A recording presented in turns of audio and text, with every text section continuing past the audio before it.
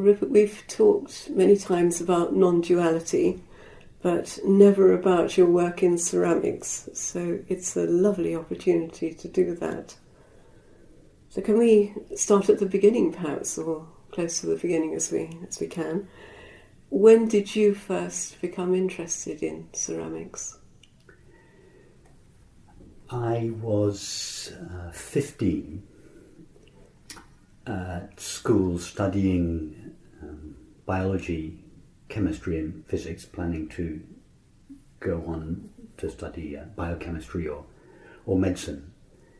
But I was becoming increasingly disenchanted with science the more I studied.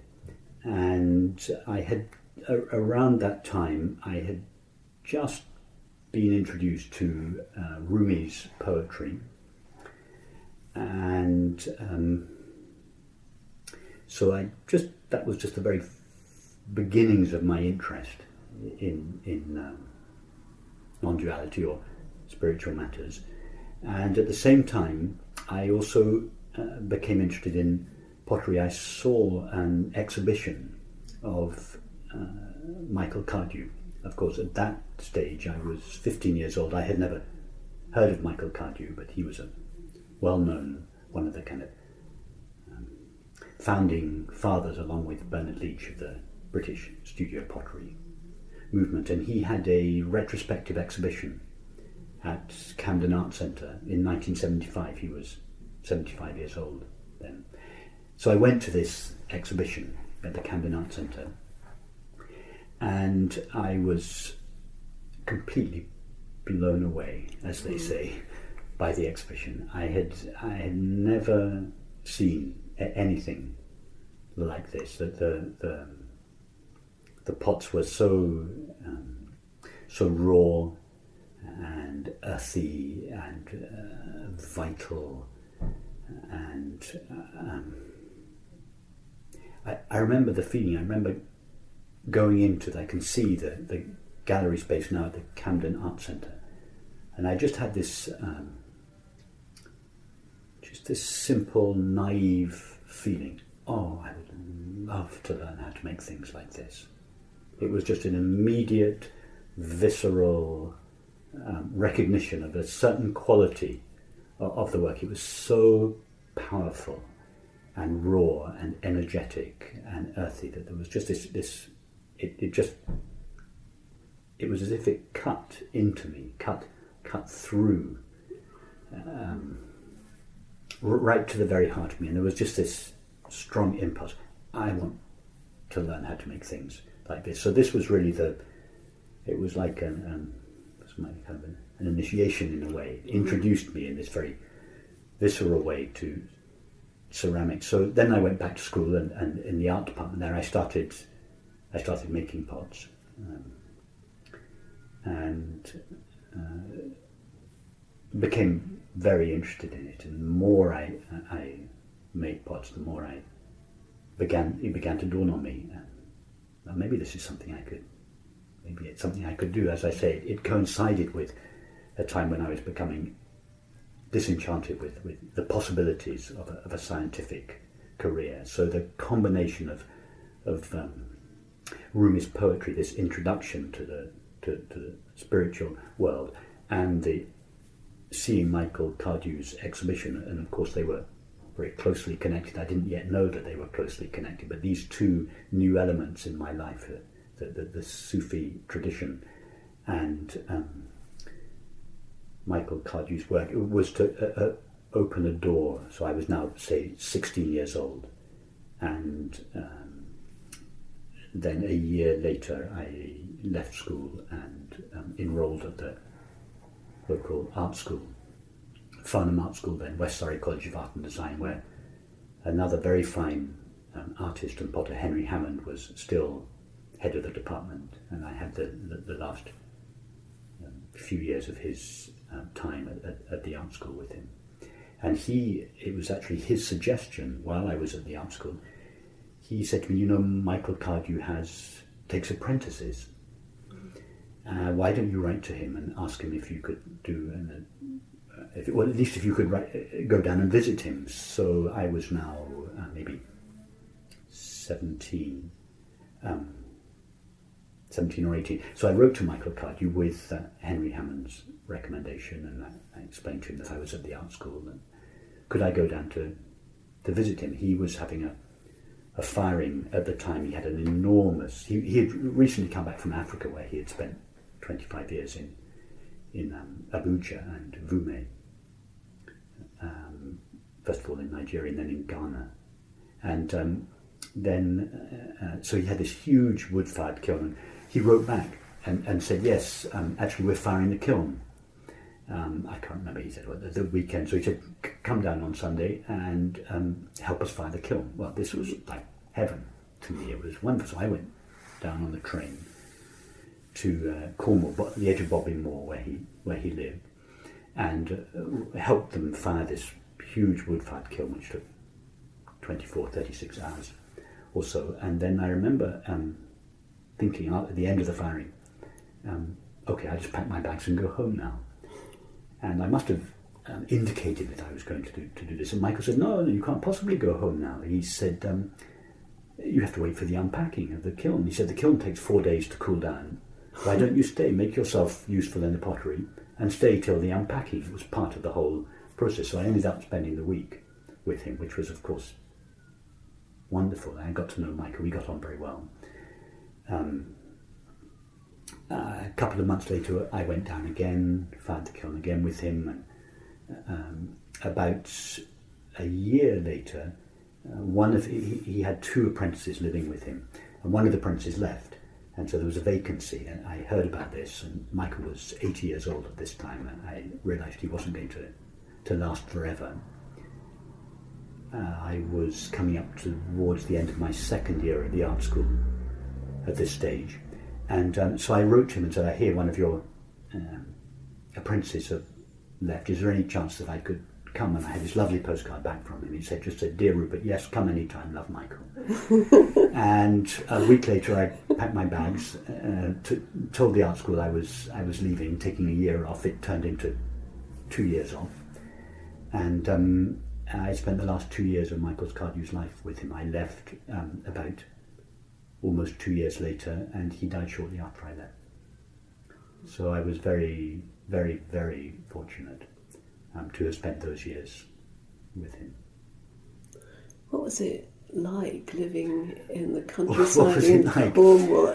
I had been brought up in the country. I'd been brought up, as you know, in Hampshire, but rural Hampshire and Bodmin Moor are very different. Very different. Rural Hampshire, still within the vicinity of, it's the commuter belt. Yes, beautiful yes.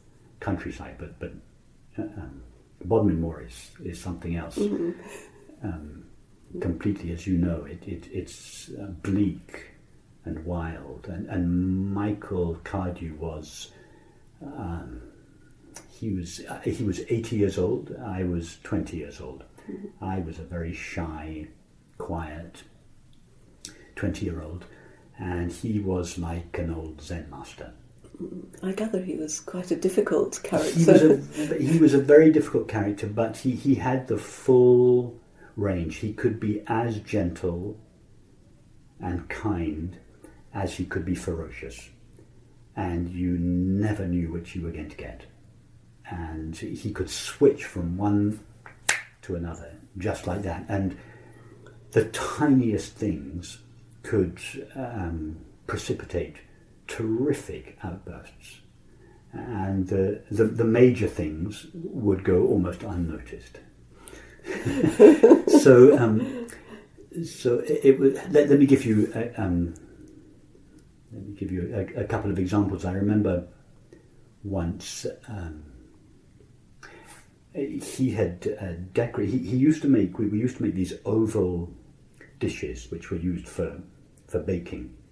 These lovely oval moulded dishes. In fact, these were the only things that were not thrown. These were moulded. In fact, I had made a series of dishes for him, 24 dishes for him, and he had decorated them all. He had painted them all, and he had beautiful. He painted, decorated his work really beautifully, and he had a very, very elegant, fluid brush stroke. So he had decorated all these oval dishes, and the way you stack them up in the kiln, you stack them upside down so their rims were unglazed, and you stack them upside down on top of each other with little bricks in between. And it was very precarious building up. You built a stack of, say, maybe 18 or 20 of these dishes, all on top of each other like this, separated by bricks, and the bricks you placed all the way around. It was quite precarious. It took a day or so to build up this stack. Anyway,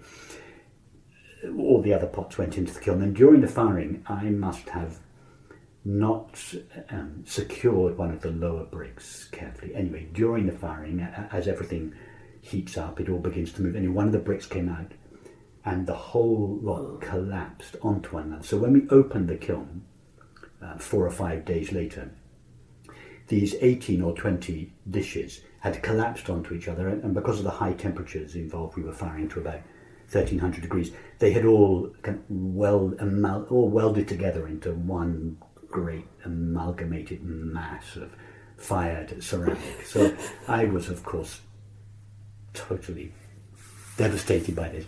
Of course, I had to go and tell Michael about it. So I went trembling up to his office. We called it the office, but it was really a sort of converted loft above the stable next to the workshop, where he spent most of his time writing his autobiography. At that stage, he wasn't making a lot of work at that stage. So I went up literally trembling at the prospect of having to tell him, and I told him what would happen. He just looked up from his writing with this mild expression on his face, and he just smiled and he said, "Don't worry, Rupert, this won't be the last time something like this happens to you." And that was it. He just carried on writing. Nothing was ever said about it again. So that was one example where you never knew what you were going to get. At the other end of the spectrum, around this time, it must have been sometime in my first 6 months there, I had been making a series of bowls and throwing bowls on the wheel, and then there were these shelves, lines of shelves all up the wall. So I had been making bowls all day, and I was beginning to think that I was getting somewhere. I was beginning to be sort of kind of pleased with myself. I thought, I'm really making progress now. So I'd been filling these shelves with bowls, probably 40 or 50 of them by the end of the day. And towards the end of the day, Michael came in. It was a long skittle alley. He and Mariel, his wife, had bought a skittle alley. So it was a long, narrow, it had originally been a pub with a skittle alley attached to it. So the workshop was a long, narrow room where they used to play skittles. And he came in at one end of the workshop, and I was at the other end making bowls and covering these boards with boards. So Michael came in. I was very pleased that Michael came in. I thought, oh, good. At last I've got something to show Michael. He's at last going to be pleased with something that I've done, and naive as I was. Anyway, he walked slowly up through the skittle, and then he stood in front of these shelves, and I can still see him surveying, just with his head going back and forth across the lines of bowls, a little bit like these bowls now. They're just going down back and forth, looking at the bowls. And then he turned to me, I remember, with a kind of withering expression on his face, and he just said, "Rupert, you haven't begun to take this shape into yourself." And Wow. And it was completely devastating for me. Not only had my kind of growing pride been exposed and wounded, but I didn't know what he meant. Mm-hmm. What did he mean, Rupert? You haven't begun to take this shape into yourself. But that was the way the teaching worked. There would be no more explanation. There would be no. It was your job to find out what it meant to take a shape into yourself, and you did this by watching. So those were two examples of the kind of way what life was like with him, working with him. It was very intense. It was wonderful. I felt that, in a way, I felt that I was re-educated by him. he brought something into my life that had just not been present in my education up until that point. So I was very, very fortunate to spend those years with him. It was like a proper old-fashioned apprenticeship. Did you ever discover what he really meant by you haven't taken that shape into yourself? Yes, absolutely I did, but just as he was not willing or able to explain it to me then, I'm certainly willing to explain it to you now, but I'm not able to. What does it mean to take a shape into yourself?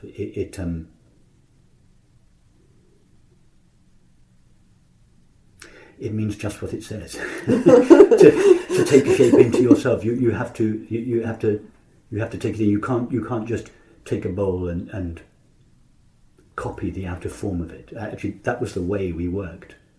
There, we would take a bowl of Michael's, whatever we were making. We would take an example that he had made, and we would just try and copy it. But you were never really copying the outer form of something. It might appear from the outside that you were simply copying the form or the shape of something, but it was very much that was just the surface of it. It was I can't say it any better. You had to take it into yourself. You had to take the shape into yourself and know it from the inside, and then make it, not copy the outer form, but you had to and it's something you can't really try to do it. You can't make it happen. You have to put yourself in the way of it. And that's why you just worked day in, day out alongside Michael, alongside his son Seth Cardew, who worked in the pottery at that time, and another apprentice with me. And slowly, I began to understand what he meant. When you left there and you set up your first pottery in Hampshire,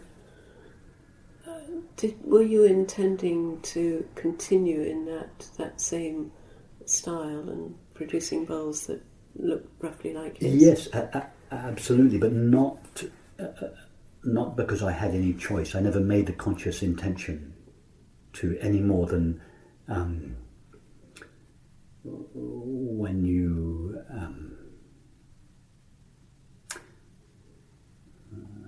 as a child, when you first go to begin to you leave home for the first time, you go to school, you don't make the conscious intention to speak like your parents spoke or walk like they were. You've imbibed these habits from them. They've become part of you, and they are just as natural to you as the way you breathe. You don't consciously choose either to breathe or walk or speak like this. It's just what you've been taught. It's all you know. So it was like that. It was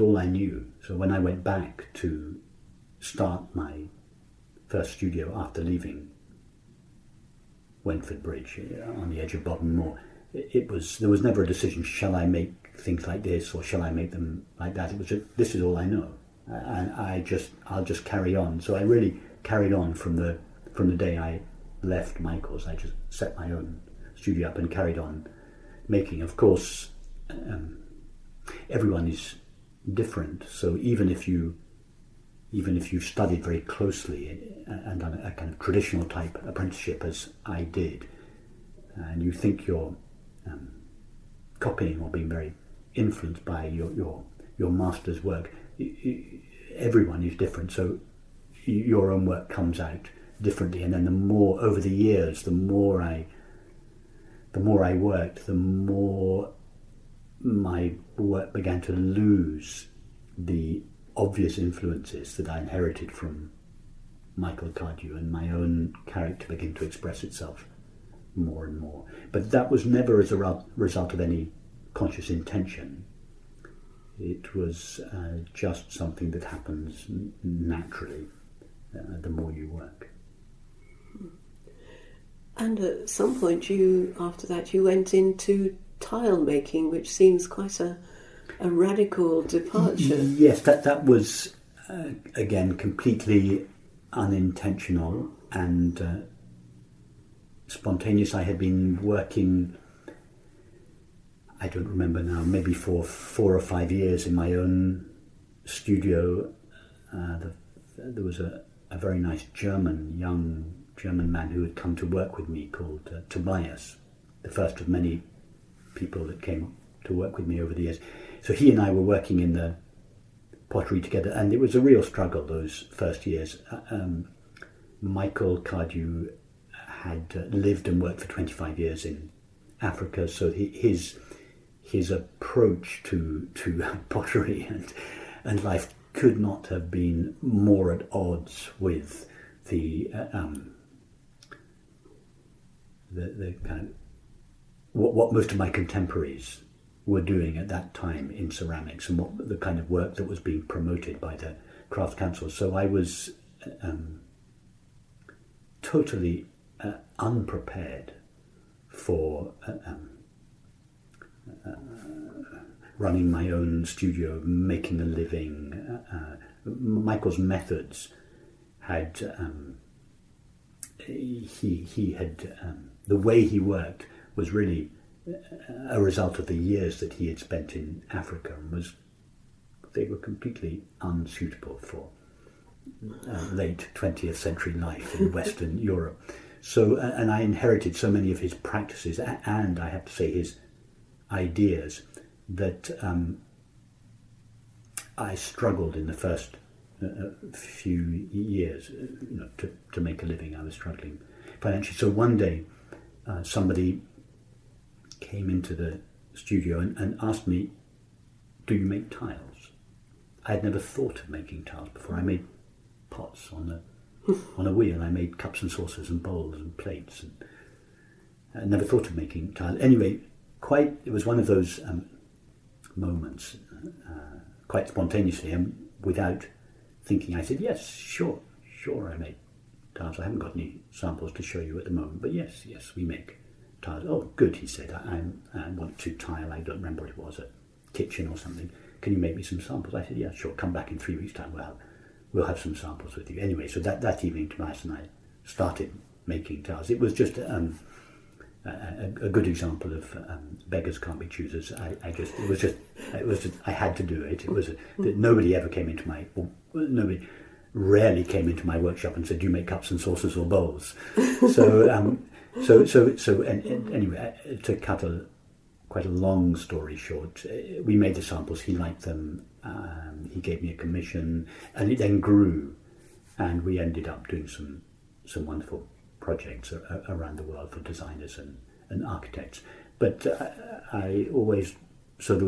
we made tiles, but it was always alongside making pots. I never stopped making pots, but the work with the tiles made me do a lot of experimentation with glazes. So what I learned making tiles fed back into my work on the wheel, and it was, in fact, in some ways it helped me take a step in a way away from Michael Cardew's influence, and it helped me to make my own work more of my own. And then after that, there was what seems to me, looking at photos of your pots, a tremendous development from some of the things that are really quite chunky and solid to something very fine and clear, and yes, exactly like this one. And I wondered how that happened. Was it influences from other potters that were around at the time? Lucy Ree, maybe? Yes, there were influences from other potters up until that time. Not only had I been very influenced by Michael Cardew and Bernard Leach, in particular the Chinese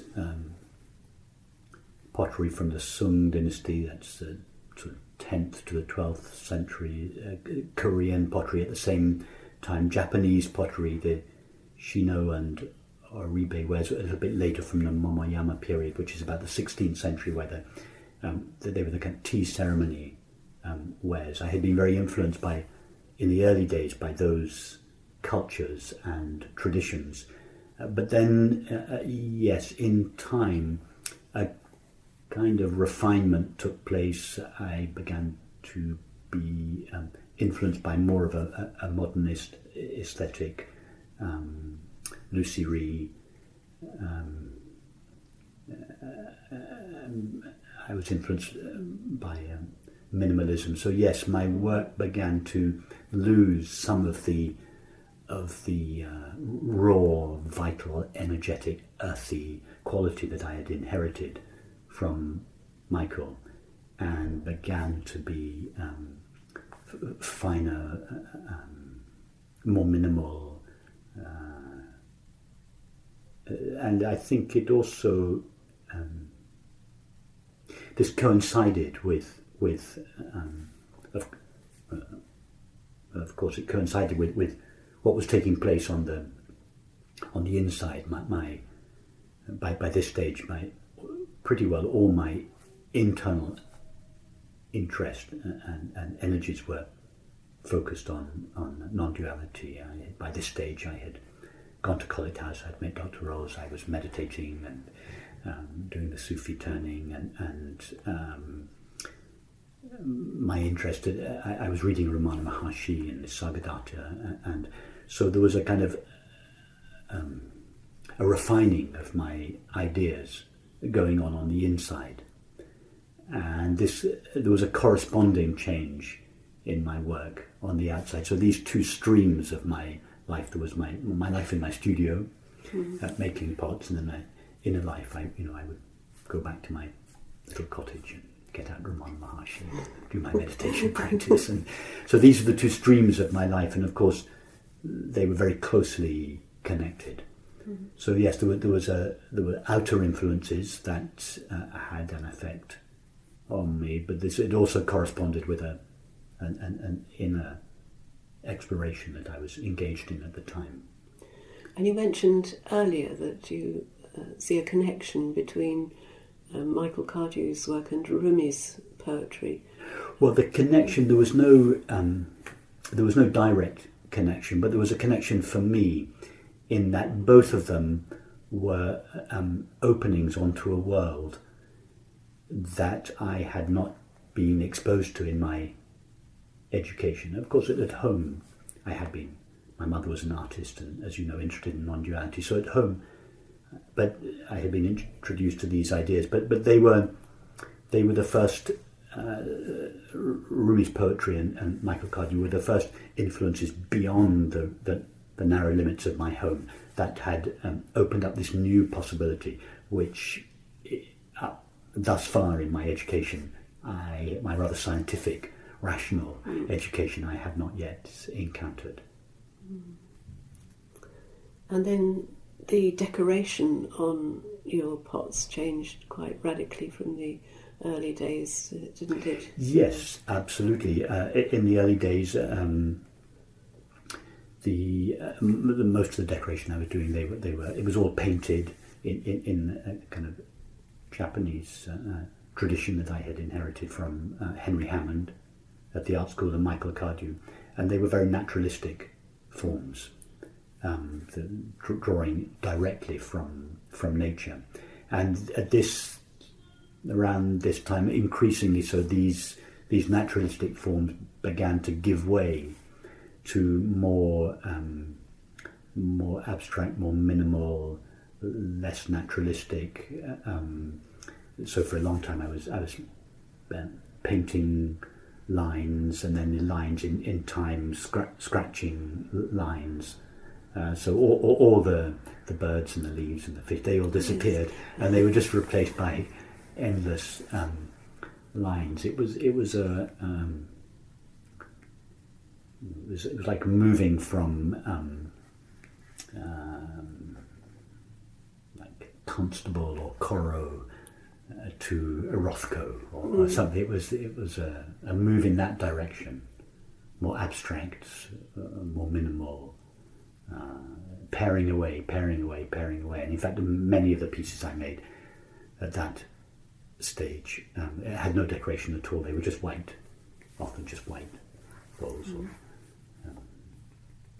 And again, this was not. It was an outer development, which of course also reflected an inner development. I was on the inside. I was also paring away, exploring more and more the essential nature of my experience. So I was not only did I feel I was kind of penetrating into the heart of experience on the inside, there was this process was being reflected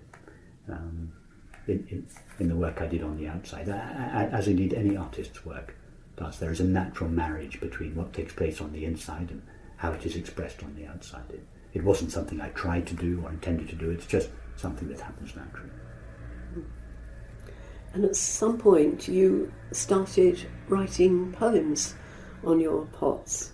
So how did that happen? What's the relationship between the words and the form? Again, it was very, it wasn't calculated, it was spontaneous. I can actually remember the time, the moment when it happened. I had moved by now to Shropshire. I was making these very large open bowls, such as this one, and spending literally days with I would take a needle, I would sharpen the needle.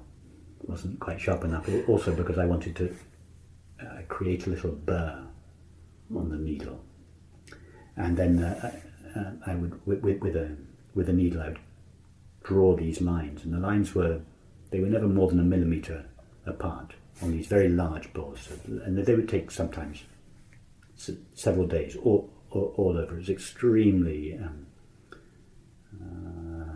very focused, but very disciplined. It was a meditation practice in its. So I was drawing lines on bowls, and then one day I remember being halfway through a bowl, and just the idea, just spontaneously came to me. Instead of drawing lines on the bowl, why don't you just start writing? So I finished that bowl and took the next bowl, and instead of drawing lines on it, I just started writing. And in fact, at that stage, I didn't know that the bowls were very large. I didn't know what to write. Obviously, I wanted to write something meaningful. So I thought, okay, I need to write a poem, something that a poem that I can cover the entire surface of these bowls. And that's when I wrote the long I Am poem. And it was the reason behind it was to have something it coincided. It wasn't specifically. I had written it anyway, but I then developed it further and wrote it again and again on these very large bowls.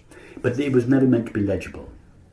My handwriting, even on paper, is pretty illegible, but on ceramics it is completely illegible. And it was really supposed to be. I did not want people to literally read word for word.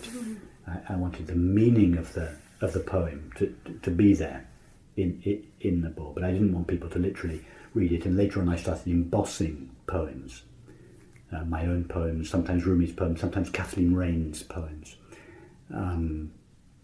onto my bowls, but I would not leave any spaces between the words to purposefully make them difficult to read. I didn't want people to just go up and read the poems. You go to a book to do that. I wanted the meaning of the words to go into the poem, but for them not to be too visible. Just occasionally you pick out a word or a phrase, and for the meaning of the poem to slowly come to you, but not in a rational, linear way.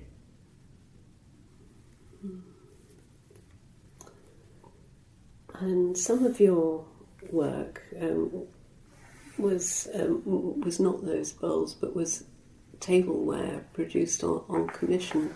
I think probably around the same time, wasn't it? Well, that was early. I had really spent with Michael Cardew. I had made really all tableware, nearly all tableware.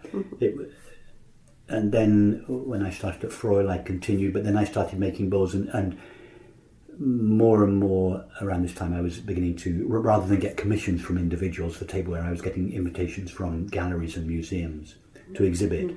So the tableware began to gradually fall away, and in the end I ended up making just almost exclusively bowls, which were not, as you can see, they were not really meant Yes. to be used, that they were made to go into Yes. exhibitions, really.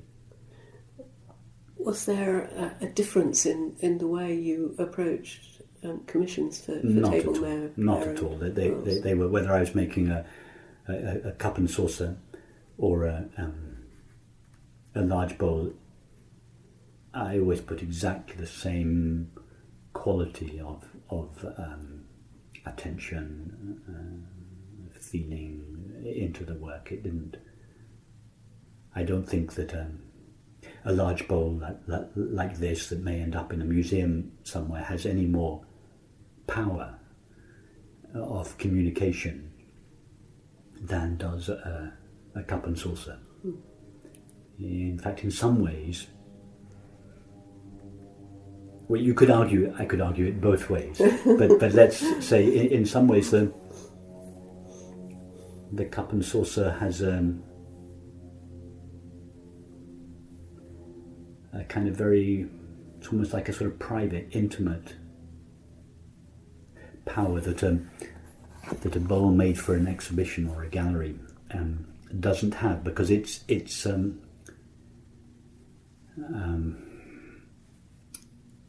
not made as a work of art. It's not made to be looked at. When somebody offers you a cup of tea, you tend not to spend a lot of time looking at the cup or the. You're not focusing on it. If it was one of yours, I would. Well, that you're not a good example. Then. But when you go to visit to see something at a gallery, you go specifically to look at the object or the painting. Yes. Whereas the tableware is more of a sort of, it's like a subliminal art. You very often don't focus on it directly. Its transformative power or its communicative power is less direct. Michael said this wonderful thing about tableware, about the capacity that an ordinary pot made for use, the power that it has. And he was speaking about he said when technique and inspiration become identified, the glow of life will begin to appear in a potter's work. And then he goes on, he said, nobody can say in rational terms exactly what this glowing consists of, or how the inanimate can be capable of transmitting life from the maker to the user. But it is a fact of common experience, if not describable in terms of common sense.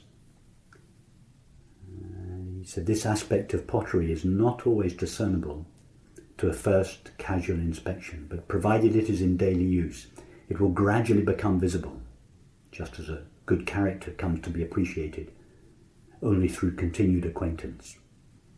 Its presence will fill the gaps between sips of tea or coffee at those moments when the mind, not yet focused on activity, is still in an open and receptive state, and it will minister quietly to the background of consciousness with a friendly warmth, or even perhaps on some occasions with a kind of consolation.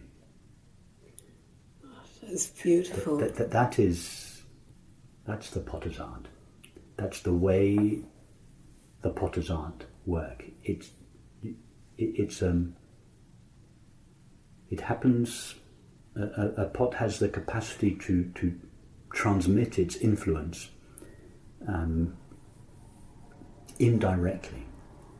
This beautiful thing he said, its presence will fill the gaps between sips of tea or coffee at those moments when the mind, not yet focused on activity, is still in an open and receptive state, will minister quietly to the background of consciousness with a friendly warmth, even perhaps on some occasions with a kind of consolation.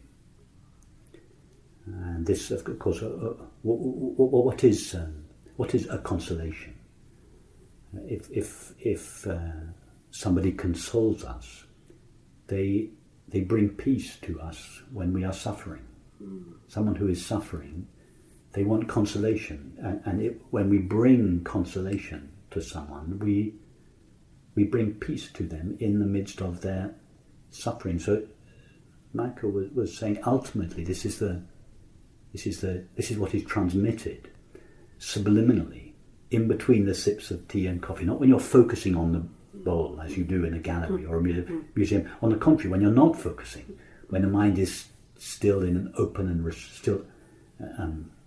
open and receptive, when it's still in an open and receptive state, not yet focused on activity, it delivers this consolation. It brings peace. It brings comfort. It brings the end of suffering. So no, I don't feel that a work made for a gallery or a museum has any more transformative or communicative power than a cup and saucer or a bowl. Indeed, if I were ever to go back to making pots, I would just make cups and saucers and bowls. I wondered whether the power of touch, the feeling of a pot or a cup or a saucer, has any role in the appreciation of it, and the understanding of it. Very much so. Very much so. It's something you can't do in galleries, but obviously with tableware you do. Yes.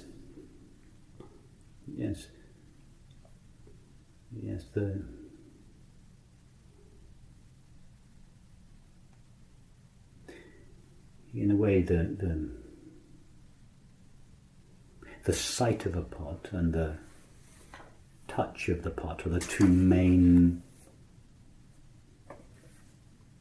mediums or channels of communication. Painting is obviously through visual perception, music through sound, but pottery is obviously visual, but it's also very much to do with touch, particularly tableware. You're picking it up all the time, so the weight, the balance, the texture, all of these are expressive, communicative means, and touch is it's a very essential form of our experience. In fact, the vast majority of an infant's experience comprises touch and sensation, even before sights and sounds, let alone concepts. They come way later, but even before sights and sounds, tastes and smells, that there are textures. It's touch. Touch is really the first sense that is awakened. An infant's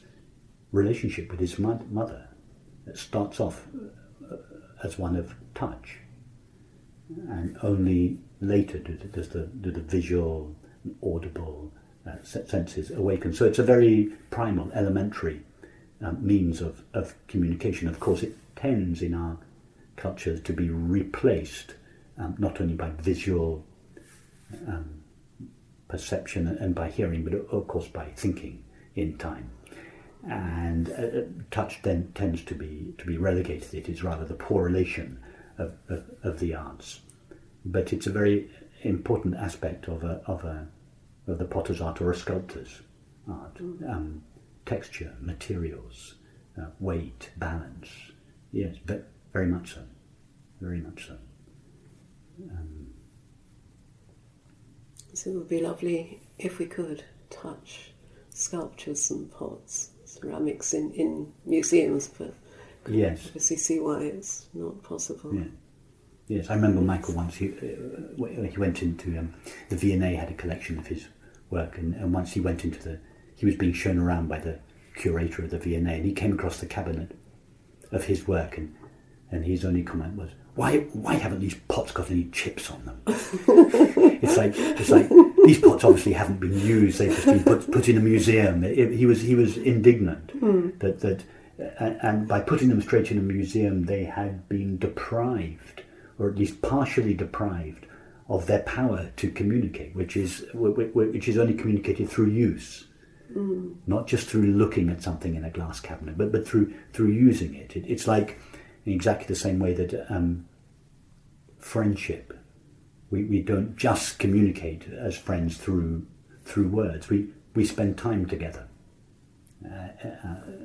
being together, not talking together. It's the same thing. That when you live day in, day out with these objects, they, as Michael said, they administer quietly to the background of consciousness with a friendly warmth, and even on occasions with a kind of consolation. So yes, touch, sensation was very, very much part of a potter's repertoire, the means that at his or her disposal to communicate and express. Yes, absolutely. Yeah. Then in 1997 you met Francis Lucille and began studying non-duality with him, and I remember you saying that it was Francis who showed you that the path of knowledge and the path of beauty are essentially the same path. Yes, absolutely. Yes, at that time, as I said earlier, that there were these two strands to my life. One was my inner life, which had started with Rumi, and then, as you know, I was then introduced to the classical Advaita tradition. I had learnt mantra meditation. I was reading Ramana Maharshi and the Sagadatta in every spare moment I had. So this was my inner life. And then my outer life was spent in my studio, making objects. And the classical Advaita tradition, as you know, not in all expressions of it, but at least in some expressions of it, has a tendency to relegate the world, to relegate sensual experience or bodily experience. I'm not this. Yes. I'm not my thoughts. I'm not my sensations. I'm not my, so there was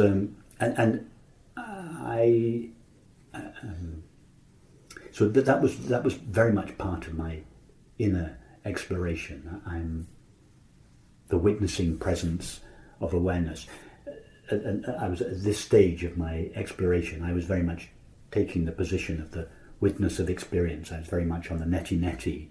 I'm not this. I'm not this. I'm not this. So in that approach, physical, sensual experience tends to be neglected, and in some extreme versions of the Advaita Vedanta teaching, not at Collett House, but in other extreme traditional versions, that the body and the world are despised and rejected. So, and there was some trace of that, this kind of disregard for the physical in this path that I was following. And yet, at the same time, in my studio, I was making objects, and I loved objects. So there was this contradiction in me, my love of truth on the one side and my love of beauty on the other side, but I always felt a little apologetic in my kind of spiritual endeavour. I felt a little bit apologetic, or at least conflicted, about my love of objects and my love of beauty. There seemed to be a conflict there which I couldn't resolve, and as you say, it was meeting Francis in the late 90s, 97, that this conflict was completely resolved. He made it absolutely clear to me that my love of beauty and my love of truth were the same love. One channeled through perception, and the other channeled through conception. Thinking and perceiving, these are the two faculties of the human mind, the two ways the human mind operates, perception and conception. And it was really, very early on in the first year or so with him, it became very clear to me. It's what John Keats said: beauty is truth, truth, beauty, that is all ye know on earth and all ye need to know. And it was exactly that. Through those first couple of years with Francis, it became clear to me that all these years, my love of truth and my love of beauty had been the same love expressed through these two different channels. And that was such a relief. It was like a burden being lifted off me. In fact, I hadn't even realised how much of a burden this conflict had been up until that time. But it really lifted this burden, and my work took off as a result. It developed quite quickly, and I began to be much more successful. So yeah, that was a real liberation. And you've spoken previously about a huge fire in your workshop. Yes, yes. This was 2002 now, so maybe 5 years after I had met Francis. I was just preparing for a touring exhibition of Japan. I had been invited to do a large exhibition, nearly 300 pieces, that was going to tour around 5 different cities in Japan. So this was it's as good as it gets for a potter. This is really the height of my career, and I was preparing for this exhibition. I was also at this stage holding retreats for Francis in my studio in Shropshire, in the barns, converted agricultural barns in Shropshire. So the exhibition in Japan was 4 or 5 weeks away. I had pretty well the whole collection, nearly 300 pieces, ready. But Francis was coming to do a retreat. So I had to clear all of the work out of the gallery and prepare it for the retreat. So Kofi, my Ghanaian assistant, who worked with me for many years, and I, 2 or 3 days before the retreat, we cleared all the work, 300 or so pieces, into a store room at one end of the large L-shaped barns, and began to prepare the dormitory and the meeting room and everything. But we had one last firing. We were firing pots round the clock in order to get them ready for the Japan exhibition. And we had one last firing, which was due to finish on the morning Francis's retreat started. We thought, that's fine, it'll cool down during the retreat, and then we'll open it at the end of the retreat. So we were doing a firing. A few people for the retreat had already arrived. We turned the firing off at normal time, maybe 8 or 9 o'clock the night before. And at 6 o'clock the next morning, this was the morning the retreat was beginning. At that stage, the retreats were small, maybe 40 people, 45 people were coming to the retreat. Francis was coming from Barcelona with Laura. 6 o'clock in the morning, I hear stones on my window. Somebody's throwing stones, and I wake up to the sound of stones on my window, and then this voice, this agitated voice, Kofi's voice, calling, Rupert, wake up. And I look out of the window, and there's a plume of black smoke coming out of the barns, and within half an hour, the whole place was on fire. Of course, I rang the fire brigade, and they came, and they said to me, "You're going to lose the building. Is there anything?" And these were huge agricultural, 18th century agricultural barns. They were L-shaped. One was probably 30 metres long. The other was 20 metres long, 2 stories high, built out of old ships, solid oak ships, timbers and stone. So they said, "You're going to lose the building. Do you want to save anything?" And I said, "Yes, I've got my life's works in this storeroom." Fortunately, we had moved them out of the top floor of the barns because of the retreat, so all the work was in the storeroom. I said, "Yes, please do whatever you can to save the contents of that room, the Japanese exhibition. So they made a kind of wall of water to prevent the fire going into that room, and they did more or less succeed in doing so. And the rest of the buildings burned down. Gosh. And there was that wonderful, I'm sure you've heard me tell this story, but a couple of hours later, 9 o'clock in the morning, the fire engines were there, half the village and the local people had seen the fire from all around, so people were coming and gathering. And I remember standing in the kitchen at home, looking out across the farm, the old farmyard. The barns were built around the yard, and looking at everything that was going on. And the phone rang. It was Laura from Barcelona airport. She said, "Hi Rupert, we're just to let you know, we're about to board our plane from Barcelona. We'll be there at whatever the agreed time was, 12 o'clock, just checking that everything's okay." I said, "Laura, let me explain. Let me describe the situation from where I stand at the moment. I'm looking out across the yard, and the buildings are ablaze. They're just burning down. They'll be gone by the time you arrive." And there was this brief pause on the other end, and Laura said, "Oh, that's very interesting, Rupert." She said, "Just be aware of any impulse in you to change anything at all about the current situation." Here's Francis. Were you able to do that? I'll say something about that in a minute. Anyway, so Francis then came in and said, "Oh, don't worry, Rupert, don't worry.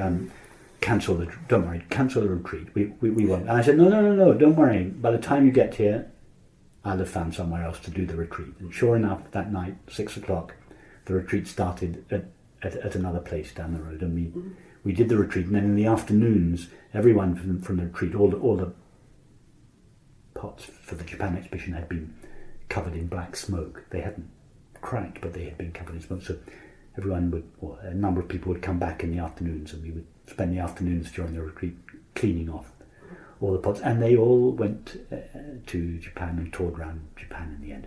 So to answer your question, was I able to do that? Yes, I was, in fact, but not through any effort or merit of my own. I remember distinctly sitting on the wall,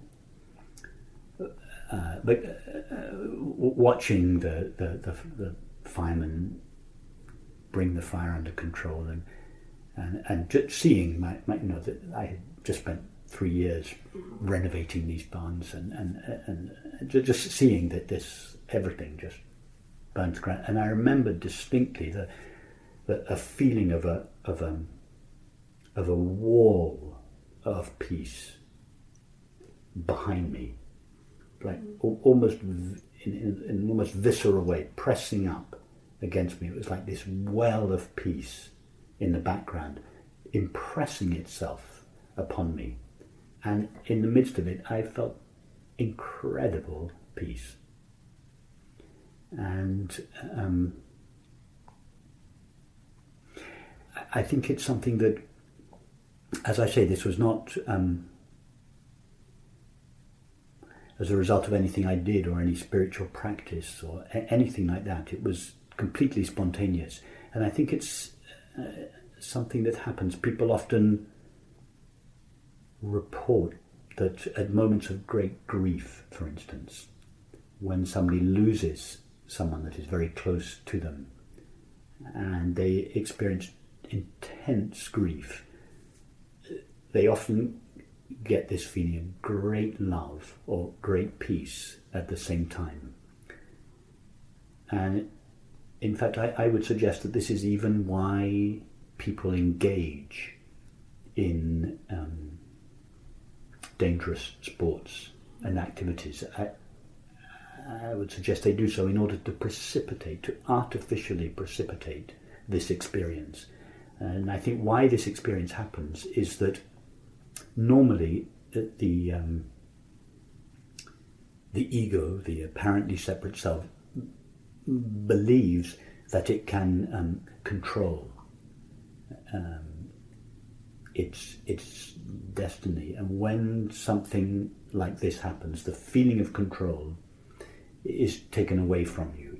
What you're facing is so much larger than anything you can possibly handle on your own, that the event triggers a kind of spontaneous surrender of any desire to change the situation. So actually, yes, because of the magnitude of the situation, that any possibility of doing anything to change it was taken away from me. And I found myself spontaneously, effortlessly, naturally, in the state that that Laura had suggested when she said, just be aware of any impulse in you to change anything about the current situation. Indeed, there was absolutely no impulse in me at all to change anything about the situation, because it was so much larger than anything I could possibly try to manage or change it. As a result of this surrender, what happens when the mind surrenders its activity of seeking and resisting comes to an end, and our true nature of peace shines as a result. So yes, I found my true nature of peace shining powerfully in the midst of that experience. And at the same grief or intense suffering sometimes precipitates this experience in people. And as I say, some people artificially seek this experience. They flirt with death. Rock climbing, bungee jumping, driving your motorbike at 120 miles an hour down the motorway. These kinds of experiences are ways in which we flirt with death, or put ourselves in situations that are so far beyond anything we can control that they initiate this spontaneous surrender, and as a result of that you get a taste of your true nature. And people become addicted to these activities. It's not really the activity that they are addicted to, of course it is the piece of their true nature that they are really addicted to, and they want more of it for good reason. It's what everybody wants. So yes, I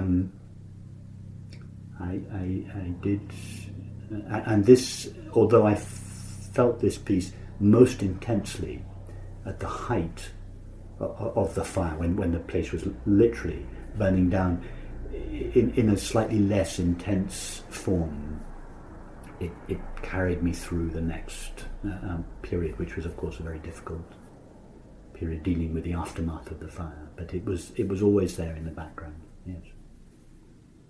So you had to restore the buildings. And then I took. I found a local family. In fact, they had already, the Middleton family, of which Ruth, our Ruthie, is one. The father, Steve, and the sons, they came for 3 years, and they spent the next 3 years rebuilding the barns. And of course, the barns, when we rebuilt them, they were very much better than they were when they burned down. So in the end, although it was a difficult 3 years, the barns were rebuilt very nicely. They were really first class craftsmen, and rebuilt the barns beautifully. And Ruth was in fact at university in the time. She came to work right at the end of the 3 years. She came to do the last job, which was to paint the inside of the barns after all the building work was finished, and she never left.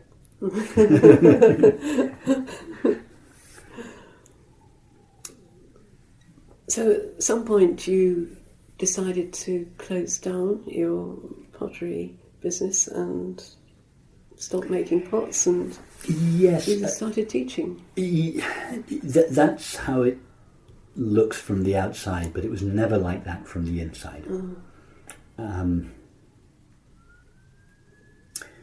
Just go back a few steps to writing poems on bowls. the plants and the fishes had turned into lines, the lines had turned into words. The bowls were getting larger and larger, wider and wider, more and more open, finer and finer. I was really pushing the material, taking the material to the extreme. They really couldn't get any larger or finer. But there was this impulse in me to go in that direction, and the material was becoming more and more transparent. They were the bowls that I was making at that stage, like this one, was really the antithesis of the bowls that Michael were making. Michael's work was solid and earthy, and they were heavy, and they were like objects that had grown out of the earth. And the pieces that I was making now were much more open, much more ethereal. And as I was writing, scratching a poem into a bowl one day, this is a couple of years, I've gone back a couple of years now, I remember having the thought, again, it came to me just spontaneously, I had the thought, I would love to make bowls just out of words. I wanted the materiality of the clay to disappear completely, and I just had this, what seemed to be a irrational thought. I'd just like to make bowls out of words. I didn't think anything else of it, and carried on in my studio. I had a couple of years later, I had an exhibition in the Scottish Gallery in Edinburgh. I was on the train going to the private view. It was a long journey there and back. I had my laptop with me, and I started writing, just for my own interest, just formulating my ideas, writing. So I wrote a couple of essays. I came back, carried on writing for a little bit, and then at one stage, a few weeks later, I showed them to this small collection of essays. I showed them to Ellen, and she said, "Oh, these are nice. Why don't you think of publishing these?" And yeah, that's nice. I hadn't thought of that. And so I sent them to Julian and Catherine Noyce, who ran Non-Duality Press at those days, which had just begun.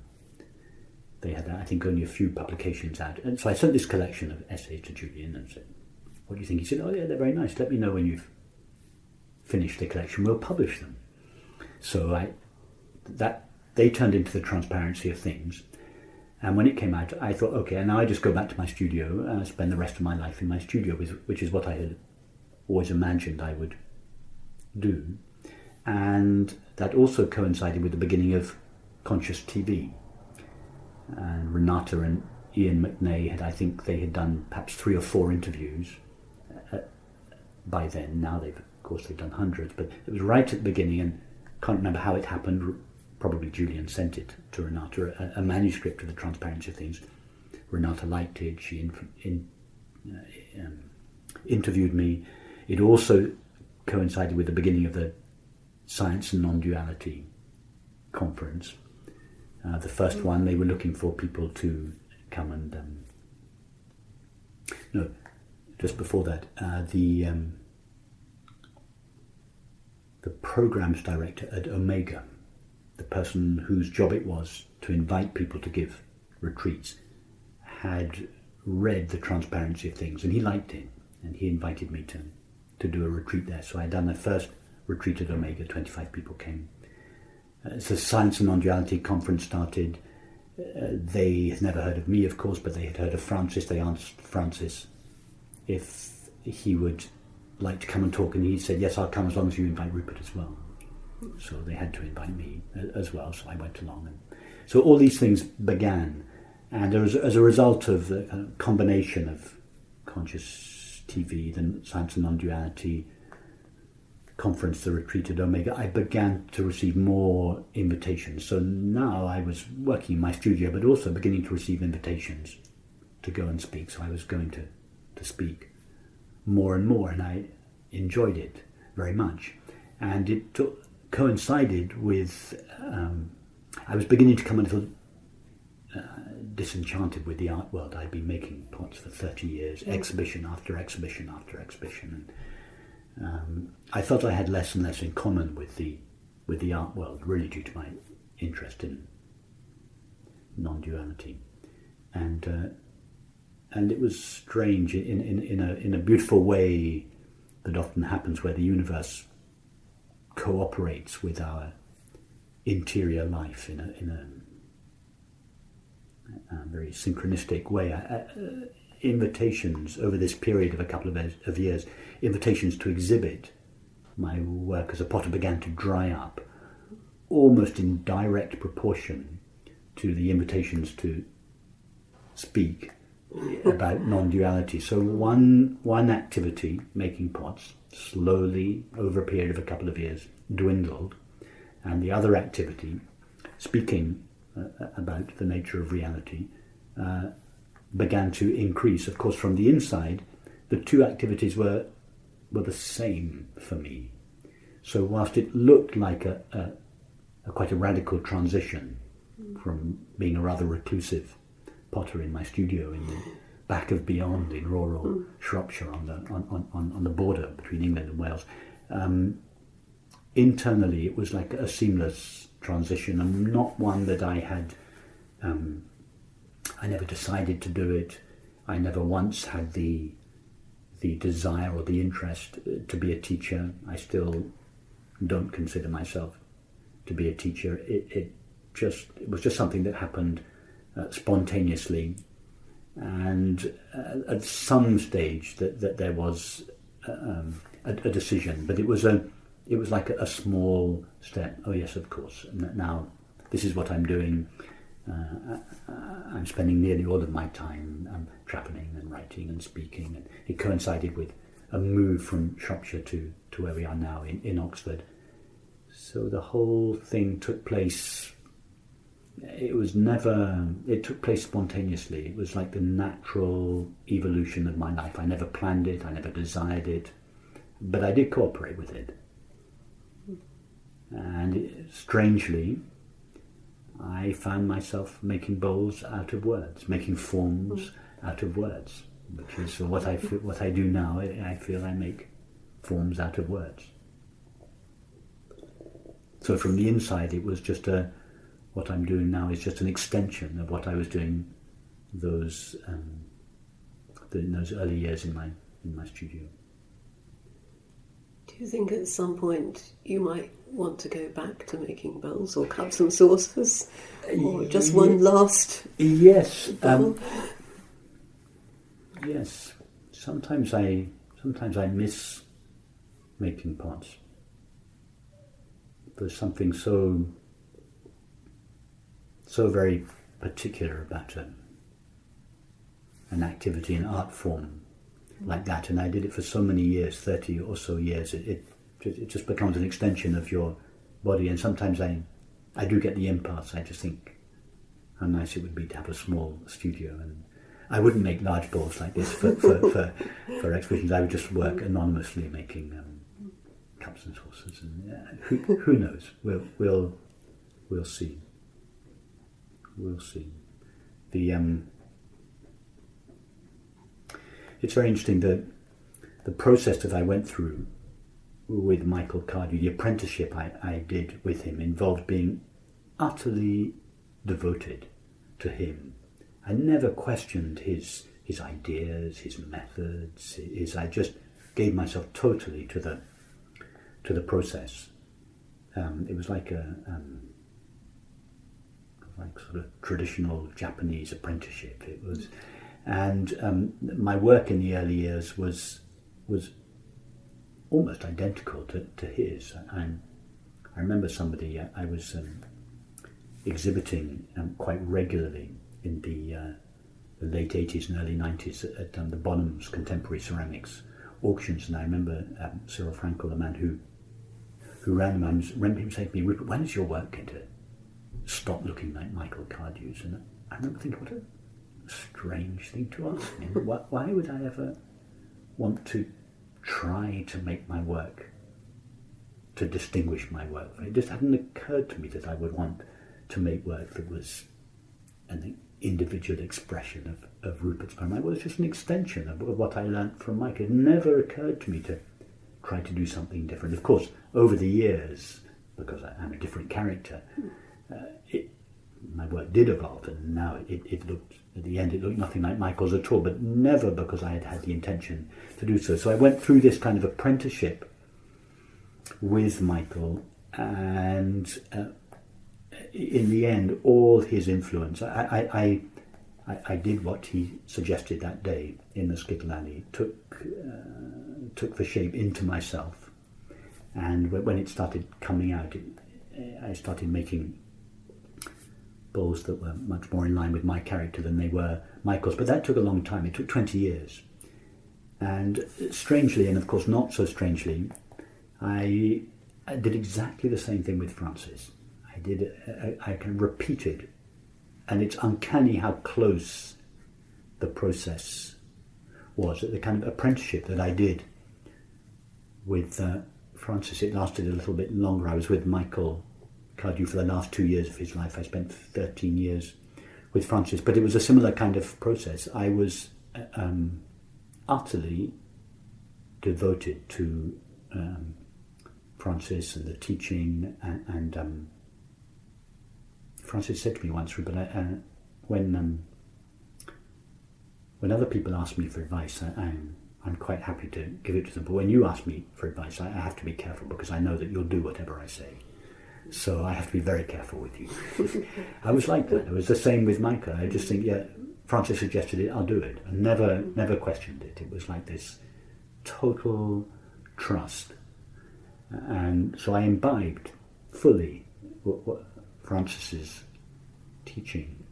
And so when I started teaching, or for want of a better word, or speaking about these matters, with Francis's encouragement, I just borrowed his ideas, his language, his methods. I just started where I left off from the last retreat I did with Francis. The next retreat I did on my own, I just carried on where I left off, just like I did when I left Michael and started my own studio. I just carried on making the same things that I'd been making. But of course, over the years, in response to questions, and slowly, the language changed. The understanding never changed, but the form in which the understanding was expressed changed, and has. I wouldn't say that it's been refined, because Francis is very refined, but I made the understanding my own, and now express it in my own unique way. But I wonder sometimes whether just like my work in the pottery came to an end. There came a time in the pottery where I felt I've said everything I want to say. I cannot take this material any further. As I said to you, I wanted the clay to evaporate. I just wanted to make bowls out of words. The clay had run its course, and I know, having worked with it for 30 years, the clay was superfluous. All I was left with the words, and now words are my medium. Mm. But I wonder sometimes whether, because the two apprenticeships are so symmetrical, and they follow the same process, I wonder sometimes whether, and this has already begun to happen, as I notice, as the teaching becomes more and more pared down, the lines of reasoning become more and more economical, clearer, more direct, less words, more silence. Sometimes I just have this the initial thought. Sometimes it would just be nice to teach in silence. That silence would be the medium. Having gone from clay to words, that the expression of the teaching would go more and more from words to silence, less and less words, more and more silence. And there may come a time when I think I've said everything I can say. There's, just like I did with the pots, I've done everything I needed to do. There's nowhere else to go from here. I wonder sometimes whether, particularly because of how symmetrical these two pathways in my life have been, my love of beauty and my love of truth, whether towards the end of my life the verbal teaching will come to an end. I don't know. Maybe not. But I suspect if it is, it won't be replaced by anything. Just the impulse to make things that can be perceived and to say things that can be conceived will have come to an end, and there'll be nothing else left to either to do or to say. We'll see. I think that's a perfect place to end this discussion. Thank you, Rupert. Thank you very much, Jenny. It's a pleasure to speak with you.